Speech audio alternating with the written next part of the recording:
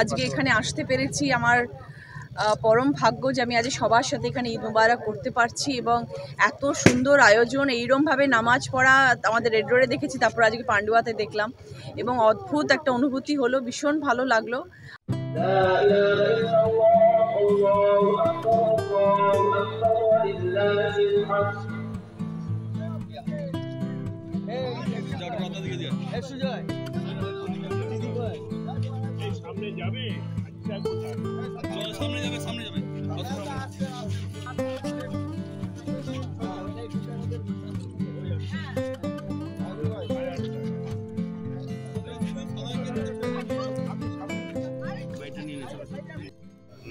কি বলবেন এই পান্ডুয়া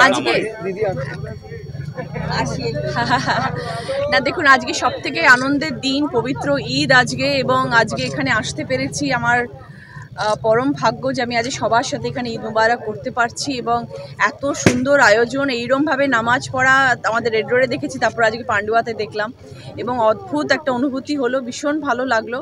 আর আজকে এত সুন্দর পরিবেশ, আর সব থেকে বড় কথা আজকে আকাশও এত সুন্দর সাথ দিয়েছে যে সবার সাথে আমাদের পরিবেশটা খুব ভালো হয়ে রয়েছে এবং প্রত্যেককে আমার তরফ থেকে ঈদের অনেক অনেক শুভেচ্ছা, অভিনন্দন, ঈদ মুবারক সবাইকে জানাচ্ছি।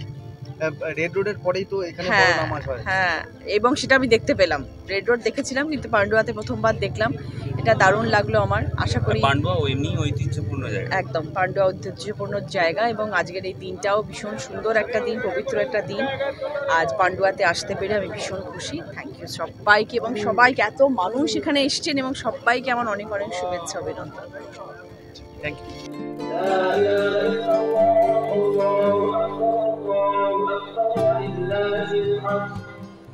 নামাজ তো আমাদের নবী হজরত মোহাম্মদ সাল্লাল্লাহু আলাইহি সাল্লাম আজ থেকে 1450 বছর আগে ইসলাম ধর্মের দ্বিতীয়বার কায়েম করেছিলেন।